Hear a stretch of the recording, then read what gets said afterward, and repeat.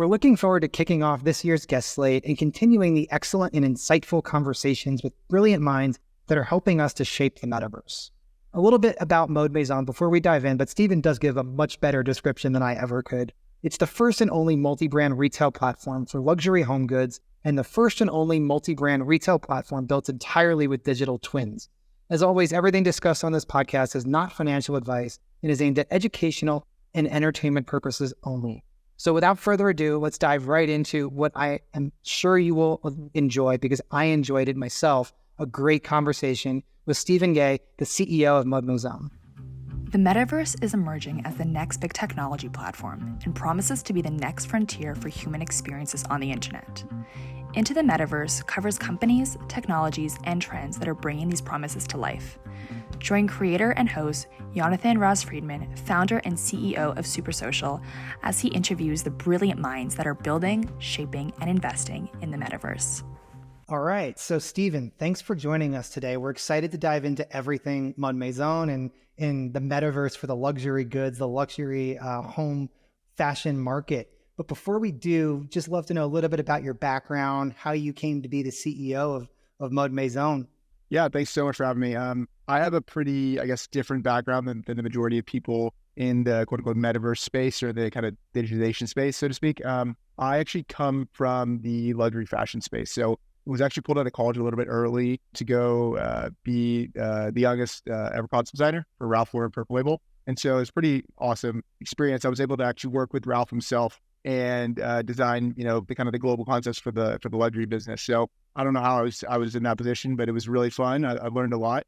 And then, from there, left to come start Mode Maison. Again, really around the premise of, beautiful experiences, beautiful products. The idea was basically, I don't know how familiar you are with Farfetch or Net-a-Porter, the kind of the luxury fashion players. We were going to do that same thing for the home goods space in the luxury market. We'll get into it in a second, but basically it's a very, very hard sector to crack. We call it like the apex complexity, the Bowser mode of retail. And that basically has opened the doors to kind of all the technology we're developing.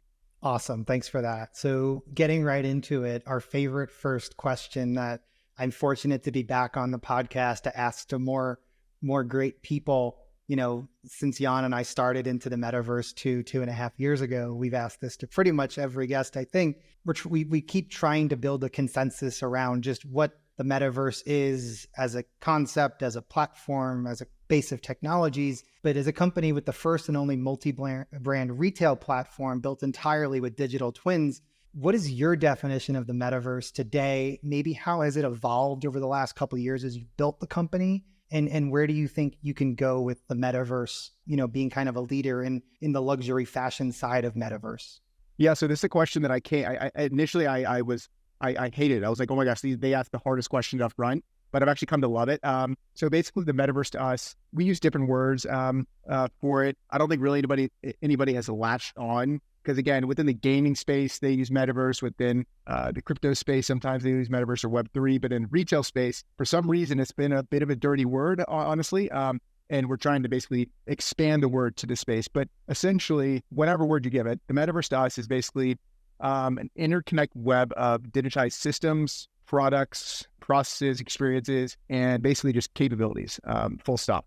Yeah, no, that makes total sense. And what you're alluding to reminds me of, Jan was the first one to tell me this, and I've kind of recycled this for, 2 years now, is that, we use the term metaverse, digital twins, virtual worlds, immersive 3D environments. But in reality, when users access this, when the metaverse or whatever we want to call it is fully built, they're going to call it the internet. It's the internet in 3D, right? Exactly. And it's an immersive version of the internet. And so I'm totally with you that there are terms like the metaverse that certain circles of people don't like to latch onto anymore because it's dirtied by whether it's crypto people using it, whether it was an investment thesis that kind of fanned out in 2022 because Zuckerberg kind of went all in on it and then the stock price went down with the rest of the market, right? So lots of different circles of different types of people kind of have become less interested in using that specific term. But when you step 100%. back from whatever the name is and you say, this is what we're doing, they're like, oh, that's really cool,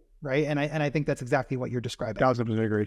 And also just to piggyback on that, so really the applications that people are using or the kind of the general thesis, I think, honestly, that some specific sectors have around the metaverse, or like what the capabilities of the metaverse are, I really don't think people have gone far enough. So what I mean by that is, in this, to expand on what I was saying, is basically when people think of the metaverse, or they think of digitization or Web3 or whatever you want to call it, or immersive experience, they kind of just stop there on the application layer, on the front end side of things. But what we're doing at Mode Maison is something that we've coined DigitalCore.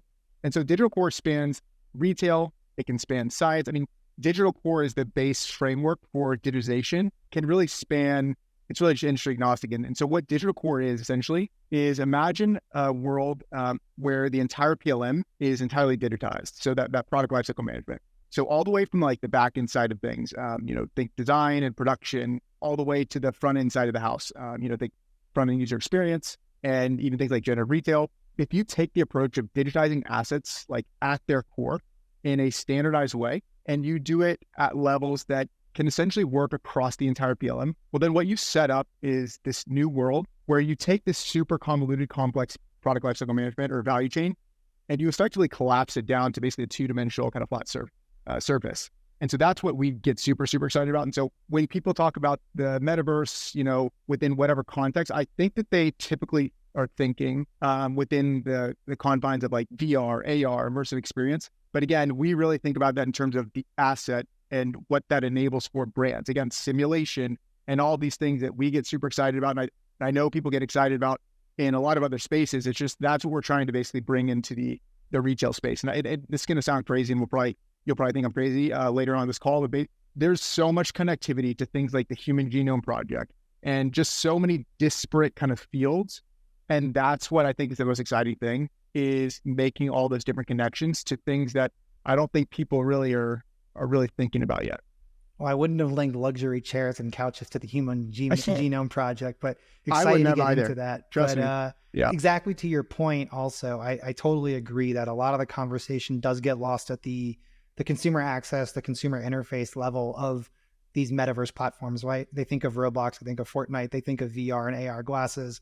They don't think of the entire technology stack that goes into making that work. We had a great conversation in season 1, so go back to 2022, or I think, with NVIDIA Omniverse, which is kind of building some of that middleware software stack, right, for companies like Amazon to digitize their warehouses, right, and really optimize all the exact precise movements of the robots in the warehouses, right? And so I think exactly to your point, when we start to think beyond just the consumer gaming evolved metaverse, if you will, because I think that's the right way to think about it, there's so many applications that are really interesting. And a lot of the talk with AI recently has been around efficiency gains. And I think the same conversation needs to be had about these digital twins and these efficiency tools that can come from digitization. Totally. And when it comes to Omniverse specifically, we've actually partnered with them and we're working with them because, just like you said, so there's so much connectivity between AI right now and the digitization of assets, and where, we go out and speak to, I swear like 95% of what I do is just talking to people and just trying to communicate effectively, which I'm trying to do a better job of. But basically, when it comes to what they're talking about, everybody's trying to find the right analogies, because when you talk to somebody and you're thinking in more of a kind of like that ingrained linear thought process, that kind of goes out the window, because like when people think traditionally, they think within industries or they think within products, but this is an entirely different thing. Again, like something I love to look at is Tesla, for instance. You create an incredible battery or incredible battery technology. It doesn't mean it's just for automotive. It's obviously, it can be for pretty much anything, which is, I think, again, another really exciting thing, but it's hard to basically rewire, I guess, the way that people think about systems and things.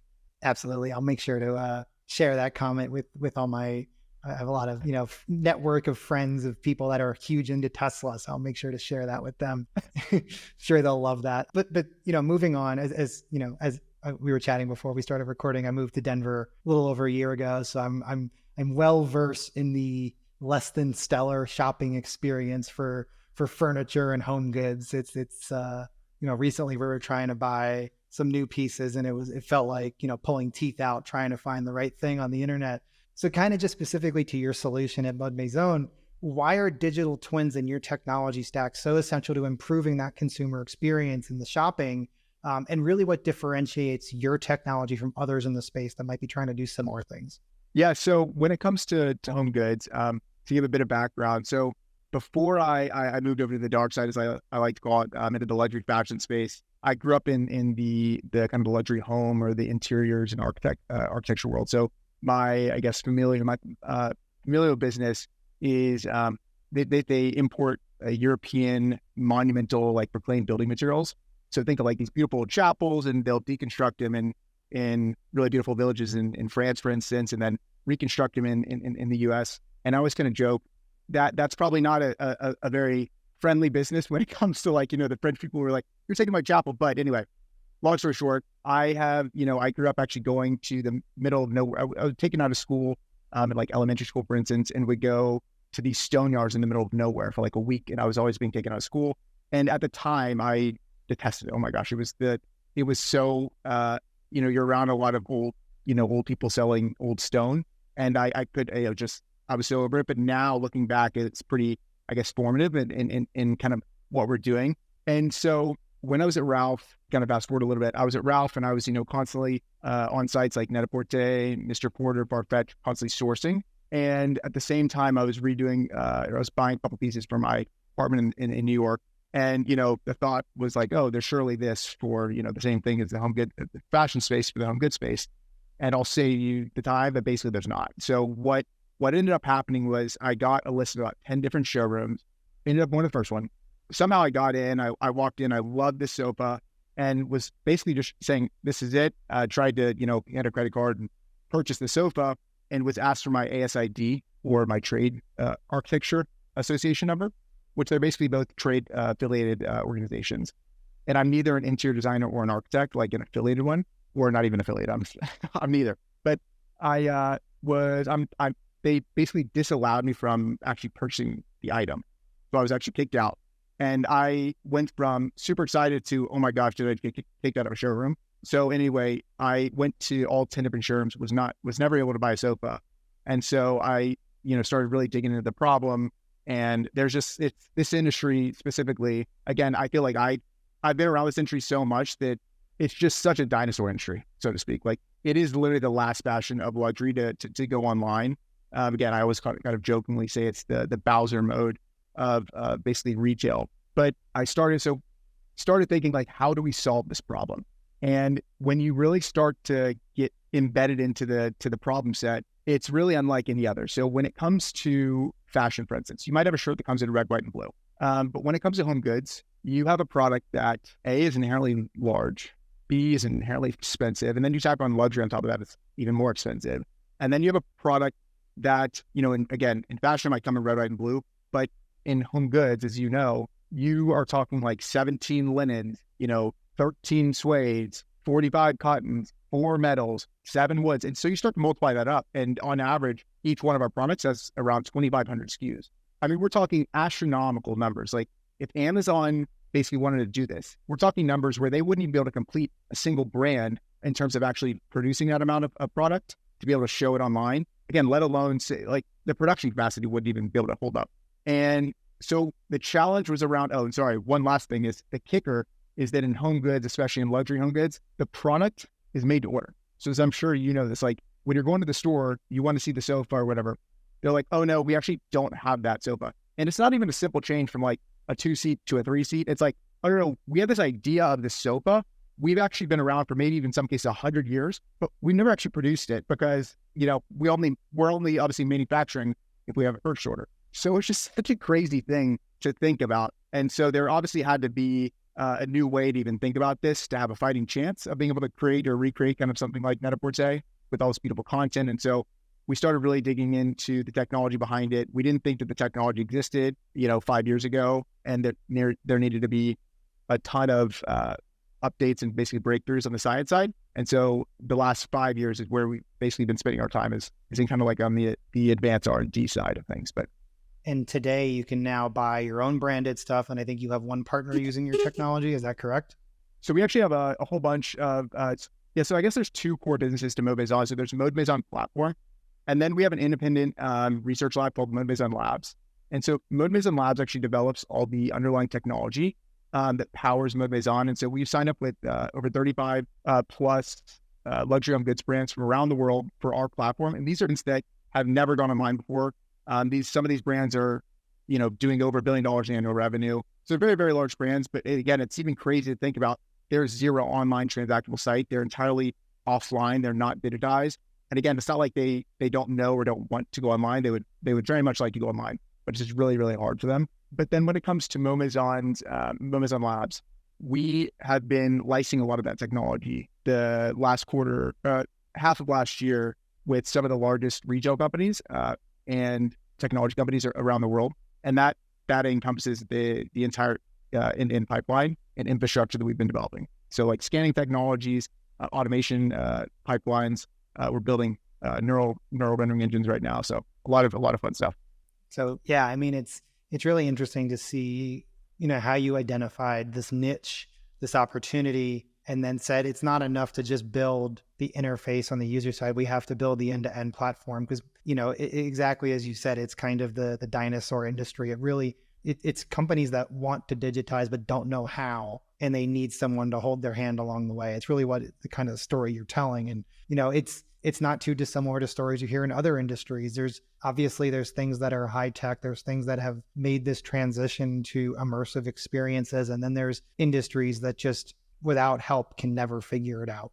And I think those are the, again, I'm entirely biased here, but I think those are where the real juicy stuff comes out of, just because you're having to tackle this, very, very complex problem from an entirely different approach. And I think that's really what we get excited about, is this entirely interdisciplinary approach. So I always kind of joke that I can barely turn my phone on because I come up from a very different perspective than these game engines. So, we love these game engines, we work with them a ton, but they're built by gamers for gamers. And that has very real, true implications in the real world. I don't care what anybody says, that that is a very hard thing to be able to build the entire infrastructure, a scalable infrastructure on top of something that is not built for that. And so like what I mean by that specifically is, imagine you're developing a game or a movie or whatever with Unreal, and you create this really beautiful concrete. Well, so they don't actually have to sell that concrete, obviously. Like that's a very different thing to solve for. And like we have, and if we're building something in a computer and not just, sensing it from the real world with sensors, which we do, then there's huge liabilities, obviously, like when it comes to like, if we're working with some of these huge retail companies and they're doing very large production runs based on images or digital twins and selling that product to a consumer sight unseen. I mean, if that is not one-to-one hyper fidelity and hyper accurate, well, then we're setting ourselves up for some really challenging things ahead. So yeah, it's just a very different kind of, I think, approach. You kind of jumped the gun. I did want to get into that aspect of it because we do know that, game engine companies, specifically Unity, has been really aggressive, or at least up until recently was very aggressive in touting their non-gaming expansion, their expansion in digital twins. I think some of the recent layoffs and the CEO change has kind of pared a bunch of that back, and they're focused more on their core gaming vertical now. But you kind of did allude to it. I think my question also becomes, does it also tie into the fact that a company like Unity just doesn't understand the real world aspect of what they're doing? And when I say that, what I mean is you work with a luxury goods brand, right? It's not like a Wayfair product where if there's an issue, you just send it back and get another one. Like, their quality is their brand and their reputation. And so when you're doing these digital twins and these scans, it needs to be as close to the real thing and perfect as possible, because if it's any slightly something dissimilar, not only is it going to potentially make that a bad sale, but it can hurt the brand value of and really hurt that customer relationship. And when you're dealing in this world of luxury, you're not, your customer base is really, small relatively to begin with. Am I kind of hitting it correct? Yeah, I mean, you're heading across everything you said is 100% accurate. So when it comes to innovation, it traditionally used to be like, you think of like Walmart's, for instance, is where the innovation was happening historically, let's say like 10, 15 plus years ago. And really what they were trying to do is just optimize. And that's where the innovation was happening. But there's this kind of like this theory called the diffusion of innovation. And so what's happening now, especially over the past 10 years, is we're starting to see innovation happening from the high end and work its way down, because it's innovation now. Like we've optimized across the board, and you can always optimize, obviously, but when it comes to true innovation now, we're seeing a different type of innovation. And so again, not to kind of like beat the Tesla analogy over, but like with Tesla, for instance, there's several factors for why doing it at the high end makes a lot of sense. So first of all, just from a pure, cash flow sustainability perspective, if you have, high enough margins, you're basically able to, because of your luxury product, you're able to sustain and fund a lot of the innovation. Second of all, you're dealing with an impossibly difficult client base. And so it's not just like this small little iterative kind of like win or breakthrough that they're doing. You have to basically transform the customer experience or the product so many times over what they're used to right now, because you have a consumer base that basically doesn't even want to buy your product. And then like in our case, like on the consumer side online. So you have to go above and beyond like 10 times over. And so there's, again, just everything stacked against you. And so if you can break the mold there, and if you can truly make some noise initially and break through on the tech side there, then you are putting yourselves or setting yourselves up for a different type of innovation, an innovation that basically an innovation basically that's more than just optimization. And so, but when it comes to like, sorry, to go back to your kind of initial point around Unity, the way that they tackle this, again, it's just really hard to tackle it within the kind of framework that, Unreal and Unity and these players have been tackling it. And again, this is not to like speak badly about them, because obviously like they've done, I mean, they're incredible. We use them in a lot of cases. So, but when they're starting in the digital world and they're taking a digital asset and then trying to go back into the physical world, that in our minds just will never get us to the promised land. And so I'm going to do it again. Tesla. So Tesla started with sensors in cars, obviously. To imagine a world where Tesla didn't embed sensors in their car, again, because that data they're capturing there is so critical to that unlock for, autonomy. To think that they could do that basically using synthetic data, so without like sense data. And so where would they take that synthetic data? They will, in that world, they would have taken synthetic data from basically like Fortnite and Grand Theft Auto and the streets that are set up there. To think that we would have anywhere close to the autonomy that we have today, or like the self-driving technology, I mean, it's just like a non-starter. And so it's just crazy to me that everybody it's almost like, okay, now we've seen it with cars and autonomous vehicles, but it doesn't apply to anything else. Like, yes, you need sense data from the real world. And so by creating what we call the TMAC, so Total Material Appearance Capture System, it's the fancy term, but it's the largest cross-polarized photometric stereo scanning system. Basically, what that means is you can put a very large material in the system, press the big green button, it fully automates and digitizes that material, and then you can put it in any rendering engine. By sensing it, by putting these out on factory floors like we're doing right now and sensing the real world, what we're trying to set ourselves up for right now is to basically be able to unlock a world where we can actually leverage a lot of that data. Again, a true, objective, unbiased, one-to-one, physically based and physically accurate data. By having that really, awesome data set, then that sets you up for an entirely new rendering engine of the future that not only is on the optics side, but also the physical material property side as well. And that's something where, it's neural based, so an AI based rendering and physics engine. And that's, again, there's this chart I always love to show our team. Right now, a lot of the ways that these technologies or the rendering engines are set up is that every day that goes by, the more and more complex their systems get, and just the more and more complexity there is. But with these neural-based engines, effectively, it's just, hey, how much more data can I get? And if you can create those flywheels, that's the real unlock. It's not around like, does Unity have a use case, or do they know the use case? I do think that is really necessary, like having a North Star. However, they have a lot of very smart people, obviously, there. So I think they probably could have figured that part out. It's really around the data, though. So long story short, I guess. No, that makes a lot of sense. And it reminds me of when I first saw that like Waymo was training on GTA 5 data. And I laughed because I was like, I hope they're not using my driving data from GTA 5, because exactly. It's probably not very safe based on the way that I drive in video games. No, so that totally makes sense in terms of everything you're saying. And I appreciate the Tesla examples, because I do think, people have various opinions about Elon Musk and what he does outside of maybe Tesla, but the way that he's run that company and built it with that North Star, but also continuously focused on the innovation at the high end, I think is a really good analogy to kind of, build around what you're talking about. I wanted to shift gears a little bit, and I think you alluded to it when you mentioned the human genome product. It's probably where it comes in. The DigitalCore Consortium, I think in our emails before recording, it came up that you guys are a member of that. I'd love to know more about how the DigitalCore Consortium fits into what you're doing, why it's important for you and for Mode Maison to be part of an organization like this that's helping to build, standards-based technologies. Yeah.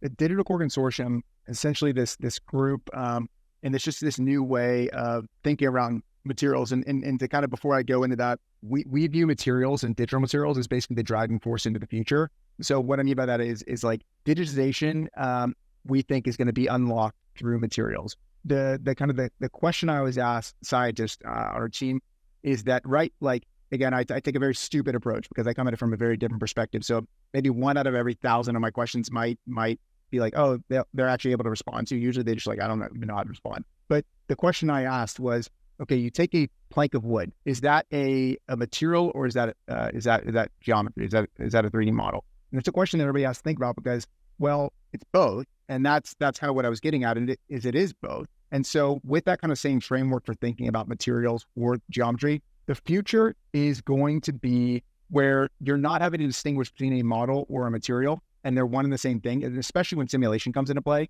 And so what the consortium is going to do is there's kind of two key things, two core questions. And the two mandates that the consortium has is around. So the first question is, what defines a material? So the most elementary of all elementary questions. So how do you parameterize a material? What are the measurement, like what measurements, like how do you even like explain a material to somebody? And it seems so elementary, but really nobody's asked that question. It's pretty fundamental when you think about digitizing something, to be able to just define the thing. And so the second part of the consortium is around, okay, now we know how to parameterize or define the material, like what properties make up a material, and then how do we measure that material and effectively digitize it? And so what the consortium is doing specifically is it's a collaborative effort among global industry leaders from diverse fields to basically establish the global standards for digital materials and products. And so by creating this all-encompassing, physically based and scientifically accurate representation of real-world materials, the DigitalCore is looking to unlock vast capabilities across industries. And so it can get a little bit complex, but the three kind of data streams that it's all about this idea of convergence. So right now you have the optical scientists, basically, and they're kind of like studying like BTF scans and PBR materials, and they're entirely within their own silo. And then you have the physically based scientists, and they're entirely within their own silo. And these guys hate each other, literally hate each other. And then you go within silos, and they have squabbles. And so on top of that, you say, hey guys, we want to bring in AI. And I can't tell you, both those guys, they have found basically public enemy number one, they both hate the AI guys. The AI guys get absolutely shafted. So basically what the consortium is doing is converging all these guys together, and people and girls and all these incredible talented people, and saying, hey, let's all come to the table and let's all just define the material from its most basic level together. Because all these things, the physics, the optics, and basically enabling AI driven approaches, it's also critical to basically digitization across the board. So yeah, by combining, optical data, physical data, and then what we call multimodal mapping data, you effectively created a 360-degree, holistic, all-encompassing material profile. And then through that, it's basically what we call the DigitalCore DNA. Through that, then we believe that there's it'll unlock a new infrastructure that will basically enable a lot of interoperability issues and just set us up for some pretty cool things in the future. And again, it's really, everybody, people always ask us, how in the world are y'all doing luxury furniture? And then you're talking about, DigitalCore DNA, like it just doesn't. And again, I would tell you personally, like, it's not something we set out to do. But if you really think about the problem and you wanting to close that PLM, wanting to close that loop where all assets are digitized, and then taking those digitized assets and a lot of the data, and then enabling computers basically to not only generate experiences for you, as we're seeing with like Midjourney, just Midjourney, but 3D, but actually generating products for you, and designing products for you. And then taking that design product and then feeding it into these manufacturers basically that are down the street, for instance. That really is the future, and it's so reliant on this, standardized kind of way to view a material. And so we kind of see things in a very long-term approach. But again, like with the Omniverse, for instance, we were talking with their team and their SimReady team, and right now their material creation for a lot of the synthetic data sets around their robotics, like the floors, for instance, they create the materials for the warehouses, they're entirely developed using subjective approaches. And so again, like it's very hard to think about training these big data sets if these materials that have been embedded into these synthetic data models have been entirely subjectively based or built by, artists. And so again, this is about cutting away subjectivity and yeah. So how does the Human Genome Project fit into all of this? Since you teased it, we got to answer it. The Human Genome Project actually took a pretty similar approach in terms of like actually trying to digitize the basically a sequence of DNA or the genetic code. And so it really needed to start by parameterizing, what the measurements even were that they were trying to take. And, it's not too dissimilar to kind of like just looking at a material fundamentally. So it could be any like atomic level type, thing. It's just if you can parameterize, I guess, and then effectively measure that on an atomic level, then it enables you to do other things. So it's really more around this kind of like new framework for thinking around how do you parameterize something that nobody knows how to define. Super interesting. And I'm looking forward to seeing this take over more and more of the sites that I shop on for furniture, because as I said, the experience can be, less than great on some of them. To wrap it all up, since we're still early in 2024, we're not out of January yet.